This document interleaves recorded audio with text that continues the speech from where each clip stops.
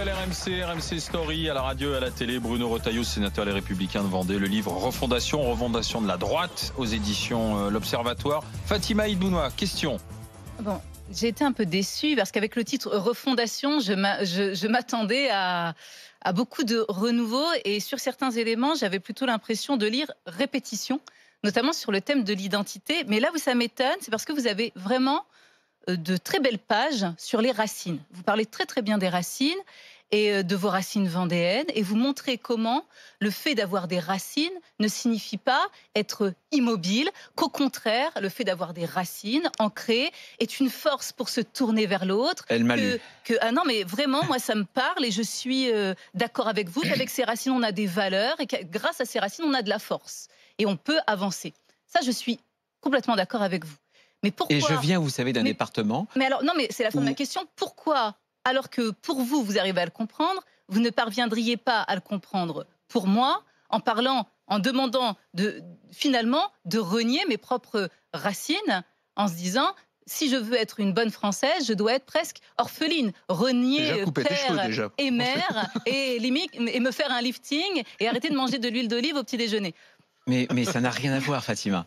On est d'accord. Alors j'aimerais vous avez des racines. Qu'est-ce qu'être français pour vous quand vous parlez d'identité? Parce que c'est pas clair dans le livre finalement. Ce qu'est être français, c'est aimer la France, c'est être fier de la France, c'est d'accepter un héritage qui fait de nous des Français et d'accepter de rentrer dans un destin collectif. La France, vous savez, c'est une nation civique. Ça veut dire quoi, la nation civique? Ça veut dire que quelle que soit la couleur de peau, quelle que soit votre religion, quelle que soit votre condition sociale, si vous aimez la France, si vous acceptez encore une fois son histoire, son héritage, vous êtes totalement français. Mais c'est trop vague. Aimer la France, non, c'est comme pas la formule, vague du tout. Les fils invisibles de ce Fatima, rapport si particulier aux êtres et aux choses. On peut tout mettre derrière nous. C'est comme le je ne sais quoi. Non, je ne sais quoi. Vous savez parfaitement qu'il y a des populations aujourd'hui qui sont sur la voie du séparatisme, qui sont sur la voie de la dissidence. Eh bien, moi, je dis que la France est une promesse, mais à la condition d'entrer pleinement, si j'ose dire, dans le destin, dans le projet collectif français. Moi, je pense qu'on a tous des racines. La République, elle est laïque d'ailleurs. Je ne sais pas quelle est votre confession, vous ne savez pas quelle est la mienne, mais nous sommes d'abord des citoyens français. C'est ça la France. Alors, et je pense que la République française, elle ne nous demande pas d'abandonner nos racines. Elle nous demande d'en être fiers. Simplement, elle nous demande que dans l'espace public, à ce moment-là, on laisse de côté nos particularités, nos croyances, etc.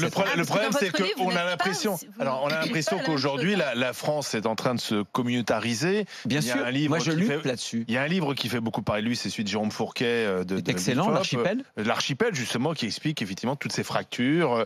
Est-ce que c'est un état de fait et malheureusement on peut regretter et c'est comme ça, ou est-ce qu'on peut lutter et comment vous luttez et comment vous faites pour éviter ça? Moi, je me suis... Alors, sur cette question très précise, quand on dit qu'est-ce que c'est que l'identité française, moi je pense que c'est une nation civique, on s'intègre par la voie que je viens de vous décrire, c'est une république laïque, et j'ai beaucoup lutté, j'étais un des premiers dans ma famille politique à dire au président de la République, je lui ai dit les yeux dans les yeux, lorsque j'ai rencontré il y a très peu de temps, ne touchez pas à la loi 1905.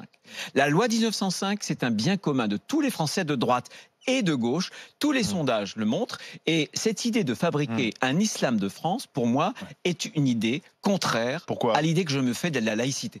Mais écoutez, ça fait 15 ans qu'on a fait le CFCM. Est-ce que vous croyez un seul instant que ça a empêché les attentats? Est-ce que vous pensez que l'État doit réformer l'islam? C'est pas ce que je demande à l'État. Je demande à l'État, moi, d'être neutre. Étrangers financer et je demande aux religions de s'adapter à la République. On laisse le Qatar, on en parlait hier ici même, on laisse le Qatar financer l'islam en France, l'Algérie. Non, moi je pense qu'il y a un certain nombre de, et j'en parle d'ailleurs dans mon livre sur le financement, il y a un certain nombre de points à avoir. Mais de grâce, ne transformons pas. Si demain c'est à la République de s'adapter aux religions, mais on marche sur la tête. Donc cette République laïque, moi j'y tiens. Et j'observe d'ailleurs que tous les sondages montrent que les Français, à plus de 75%, disent que cette laïcité, elle est importante. Il y a deux définitions de la laïcité. Celle qu'on connaît le plus, la neutralité de l'État vis-à-vis des religions. Il y a l'autre qu'on connaît moins. Nul ne peut s'appuyer sur sa religion Voilà. pour essayer de sortir de la règle C'est ce commune. que vous dites dans la le... règle, elle est la même pour tous Oui, mais alors et comment pour vous faites? toutes. Parce que pardon, mais justement pour compléter votre propos, c'est un chapitre important. Je suis un républicain transigeant. Non, mais d'accord, mais c'est la seule façon. Oui, mais parce c'est- qu'il y a une autre façon, comment les faites-vous Américains. concrètement? Les Américains, c'est le multiculturalisme. Ils sont pas laïcs. Mais justement, moi, il y a un truc.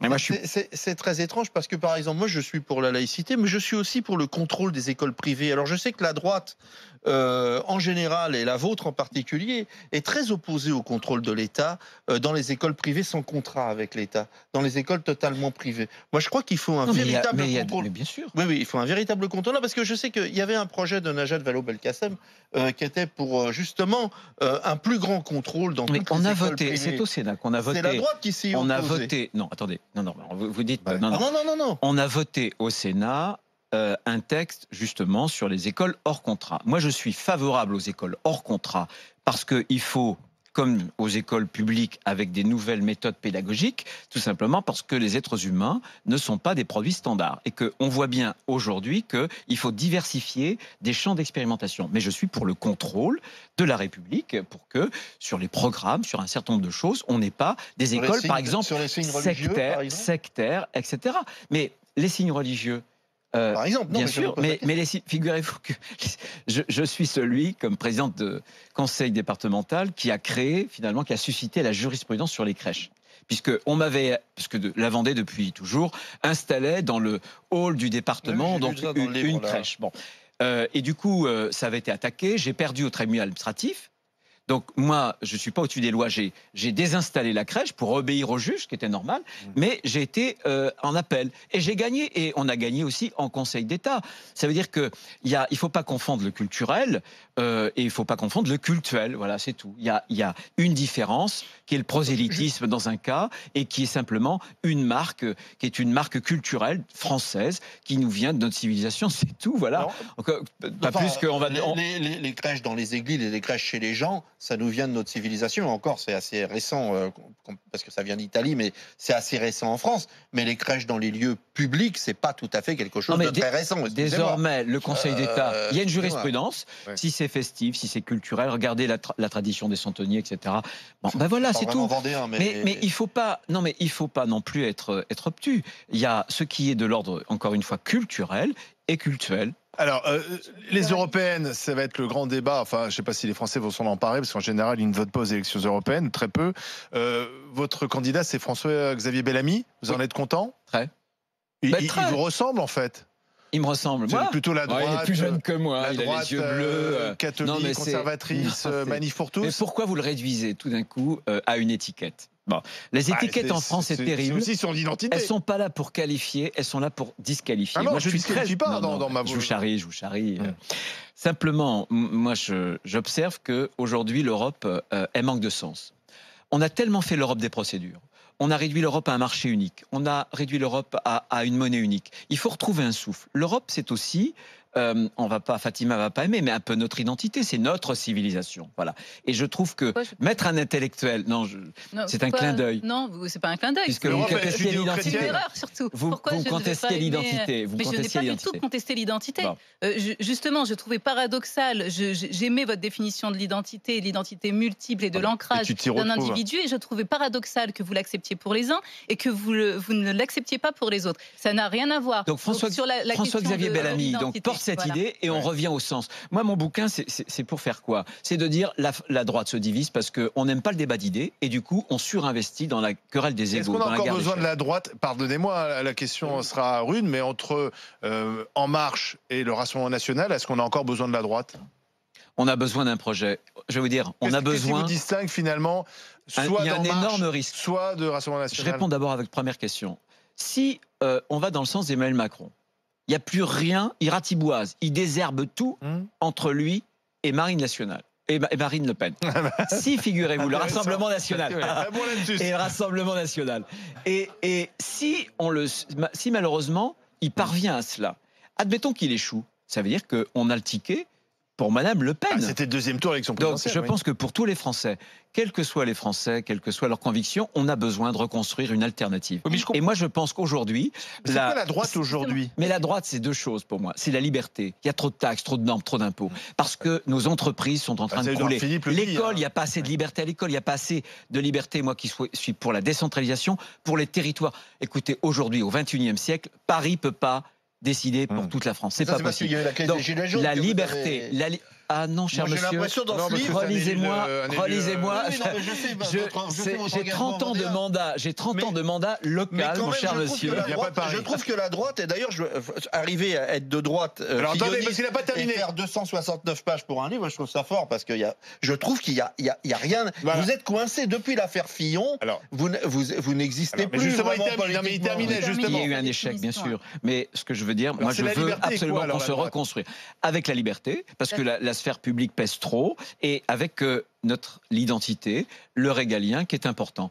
Moi, je trouve que la source du gaullisme, c'était quoi? Général de Gaulle, il fait, quand il arrive, avec Jacques Rueff, le plan de libéralisation de l'économie comme jamais la France l'a connu. Et il nous assure 30 ans de prospérité. Il veut aussi un État Et en fort. même temps, il parle le langage de l'identité, quand dans ses mémoires de guerre, il dit la France qui nous vient du fond des âges, qui est une promesse d'éternité. Eh bien, cette trame nationale, elle est importante pour essayer de retisser les liens entre des Français qui sont réunis. Oui. Parce que si on ne parle pas ce langage-là, si on ne parle comme Emmanuel Macron... Emmanuel Macron ne parle pas de ce langage? Non, non, parce que je pense que lui, il se fait une idée du succès collectif comme de l'addition des réussites professionnelles, matérielles, individuelles. Mais dans l'ordre matériel, on s'oppose les uns aux autres. Dans cet ordre, la trame nationale, cette histoire, le fil invisible qui nous relie, parce qu'on partage une même mémoire, on partage une même histoire, et la même volonté d'avancer comme un peuple, ensemble, d'où qu'on vienne. Ça, c'est quelque chose de grand. Personne n'en parle plus aux Français, et ce relais-là, moi, je veux le prendre. Alors, peu importe, je ne sais pas si les Français, si j'ose dire, seront séduits ou pas, mais en tout cas, c'est ce qui m'habite. Et c'est ce que je crois important. Comment vous conjuguez pour la France, pour mon pays. Liberté Ouais. et souveraineté? Parce que quand on dit souveraineté, on a plutôt l'impression d'un Je les conjugue repli exactement sur comme soi. François-Xavier le fait, Bellamy.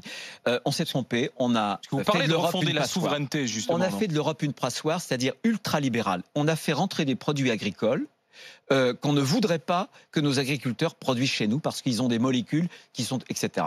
Donc on a tout libéralisé à l'extérieur et on a à l'intérieur imposé, mis un carcan. Moi, je veux qu'on se protège et on propose avec François-Xavier Bellamy une taxe carbone pour taxer les produits étrangers chinois qui font du dumping environnemental et je veux qu'on protège à l'extérieur pour pouvoir libérer à l'intérieur. Ouais, mais Et une On souveraineté. investit plus en Chine que les Chinois ici. Si on empêche les Chinois de vendre en France, on perd énormément parce que Mais on les taxe. investit On 5 fois taxe. plus. Non, mais aussi Pourquoi on ne les taxe pas? Eux Écoutez, aussi nos nous taxent. entreprises sont les plus Oui, mais taxées. eux aussi nous taxent. Et Non, on non. a plus besoin d'eux Croyez-moi, que de nous. croyez-moi, croyez-moi, les oui. Chinois n'ouvrent pas leur marché. C'est nous, je vous rappelle On que investit l'Union 5 fois européenne, plus en Chine je vous que rappelle, eux ici. je vous rappelle que l'Union européenne est la zone économique et douanière la plus ouverte du monde. Est-ce qu'on a pour vocation d'être les idiots de la mondialisation, les idiots utiles de la mondialisation? Non, je veux qu'on se protège, qu'on libère. Je suis pour la souveraineté, moi.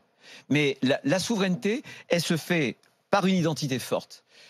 Les nations, d'ailleurs, regardez la Chine, et là on va être d'accord, et d'autres pays qui sont des pays très autoritaires, parfois dictatoriaux, totalitaires même, eh bien, ils ont une stratégie de puissance avec une identité très très puissante. Moi je pense que si demain on redevient un peuple, si on est fier de nous, je pense que cette Mais là, c'est un souveraineté, peuple cette volonté... européen, pas un peuple français. Parce que si on veut Non, peser... je pense qu'il n'y a pas de peuple européen. Oui, mais alors s'il n'y a pas de peuple européen, on ne Washington- pèsera pas face à la Chine. 60 millions d'habitants. Ouais, Ouais. Non, ça va pas, Washington disait, pour parler des États-Unis d'Amérique, il disait un jour, vous savez, on a vraiment beaucoup de chance parce qu'on partage, qu'on soit du nord ou du sud, de l'est ou de l'ouest, aux États-Unis, on partage la même langue.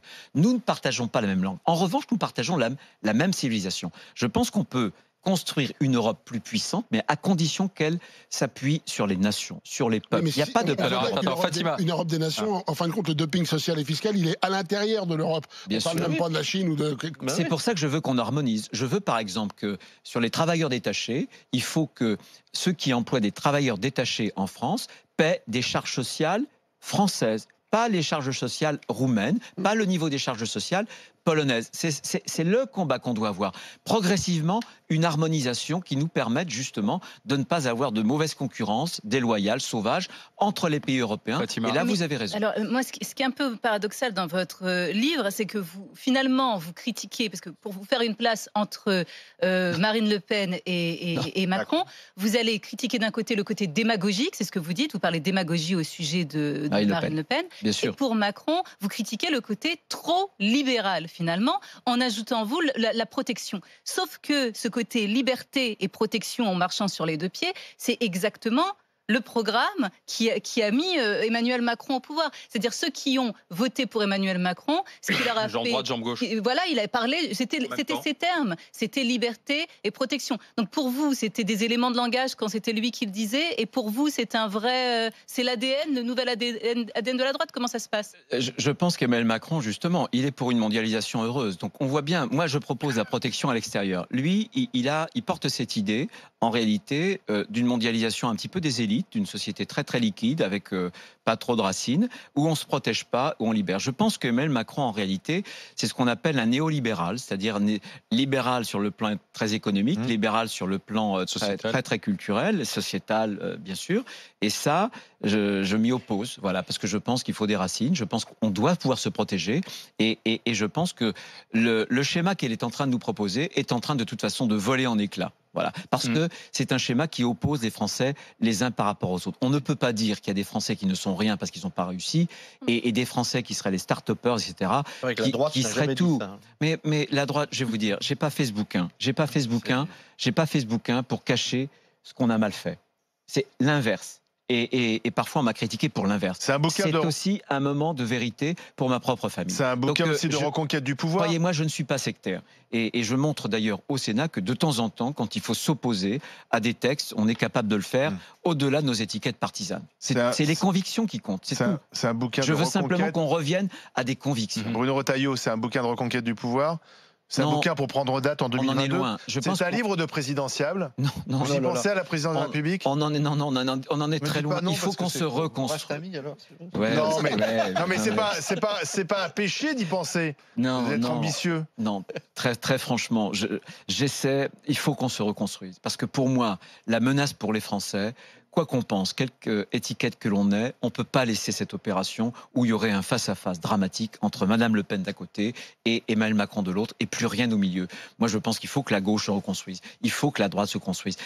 Pourquoi est-ce que les clivages ont sauté? Parce que droite et gauche, il y a eu une paresse intellectuelle. On ne sait pas suffisamment. Il y avait des mauvais clivages. On ne sait pas. Il y avait exactement. On ne s'est pas suffisamment redéfini. Je pense qu'il y a un nouveau clivage. Fatima nous dit à travers sa question, on voit bien qu'il y a un nouveau clivage entre des gens qui ont une conception d'une liberté. Moi, la conception d'Emmanuel Macron, je la conteste. La conception d'une liberté qui est une liberté sans limite. Moi, je pense que la vie politique, comme une vie humaine, c'est fait de limites. Il faut des limites au marché. Il faut des limites à la technique. Il faut des limites pour l'environnement, pour protéger la planète. Oui, mais ça, on peut être d'accord complètement. La question, c'est toujours du comment. C'est pas, on peut être d'accord. C'est ce que j'essaie de. Bah, écoutez, c'est ce que j'essaie d'ébaucher dans mon livre. Oui, il me reste la question subsidiaire. Vous avez François Fillon au téléphone de temps en temps? Oui, je l'ai. Bien sûr, je l'ai. Moi, je suis fidèle en amitié. Et c'est pas quand il arrive à mes amis des difficultés que je les quitte. Voilà. C'est pour moi un principe, et ce principe-là, je ne l'abdiquerai pas. Ça ne manque pas la politique? Pardon? Ça lui manque pas la politique? Non. Franchement, alors il y a des hommes politiques qui n'arrivent pas à quitter la scène politique. Il est de ceux qui, je crois, prend plus de plaisir à faire autre chose que de la politique. Il faut dire que chat échaudé craint l'eau froide. Merci Bruno Retailleau. Refondation à lire aux éditions L'Observatoire. Merci d'être passé par le grand oral des GG. On enchaîne avec le GG, vous, s'il vous plaît. RMC, les grandes gueules, les GG et vous. Petit extrait de l'ami Johnny Blanc à propos d'ADP, Aéroport de Paris, privatisation hors note privatisation. On écoute Johnny et il en reparle avec Pierre. Je pense que vendre un aéroport, pour moi, c'est que du tarmac où se posent des avions et c'est tout. Et que quelque part, si l'État le vend avec le contrat qui va bien en face et qu'il y a les taxes qui vont bien en face, qui permet effectivement que l'État n'y laisse pas des plumes financièrement, alors moi, je m'en contrefous que l'aéroport de Paris soit public ou privé. Est-ce que l'État a les moyens de mettre cet aéroport au niveau international? Parce qu'il va falloir investir énormément. Parce qu'on dit, quand on voit le développement du transport aérien, c'est quelque chose de monstrueux. Et je pense qu'effectivement, est-ce que l'État a les finances pour pouvoir... Est-ce qu'on doit mettre l'argent là-dedans? Pierre, bonjour. Oui, bonjour. Allez-y, Johnny vous écoute. Bonjour. Comme Johnny, j'étais plein de certitudes concernant l'aéroport de Paris et jusqu'à ce que je rencontre... Allô? Oui, on vous écoute attentivement, allez-y. Oui. Jusqu'à ce que je rencontre une personne qui travaille et donc il a contredit toutes mes affirmations. Et sur ce, donc j'ai eu un doute. J'ai été sur Internet pour me documenter un peu plus sur cette entreprise. Et j'ai pu lire, accessible à tous, le rapport d'Aéroport de Paris concernant son situation patrimoniale, ses finances. Et donc j'ai appris que Aéroport de Paris s'autofinançait depuis plusieurs décennies, que l'État ne met plus aucun denier dans cette entreprise depuis bien longtemps. Et j'ai appris d'autant plus après avec cette personne qu'en fait, le personnel d'Aéroport de Paris ne se résume pas qu'à du personnel de commerce, il y a du personnel de service médical d'urgence, sécurité incendie, sûreté, la maintenance des pistes, en fait, des dizaines de corps de métier qui font tourner les aéroports, qui ne font pas seulement qu'engranger de l'argent via les commerces, qui d'ailleurs, personnel apparemment, c'est même pas du personnel de l'aéroport de Paris qui travaille dans les commerces des aéroports. Oui, et alors? J'étais plein de certitudes comme monsieur, mais du coup, on m'a... Mais moi, j'ai pas de certitude. Je dis seulement, en fin de compte, tout à l'heure, on nous a dit que la ADP dégageait 100 millions d'euros de bénéfices par an. Quelque part, on nous dit aussi que cet aéroport pourrait être vendu 14 milliards. Je voudrais juste vous rappeler que vous faites une petite opération de comptable juste pour voir le nombre d'années qu'il va falloir garder cet aéroport pour rentabiliser et récupérer autant d'argent que ces 14 milliards. Et comme je disais tout à l'heure, je pense que 14 milliards, c'est peut-être même pas ce qui pourra permettre de développer Roissy, par exemple, dans les années qui viennent. Donc le problème, il est là, c'est pas le tout. Ça changera quoi pour l'usager, que ce soit privé ou public? Et pour moi, français, je vais dire un truc, ça changera strictement rien, si ce n'est que demain, s'il faut que je prélève, on me prélève encore plus d'impôts pour pouvoir investir sur ce genre d'outils. Moi, honnêtement, je vois pas ce que ça amène aux Français qui s'en servent une fois tous les 2 ans ou tous les 3 ans. Quoi. La réponse de Johnny Blanc dans un instant, suite du GG, vous en direct sur RMC Story avec les grandes gueules. RMC, 9h midi, les grandes gueules.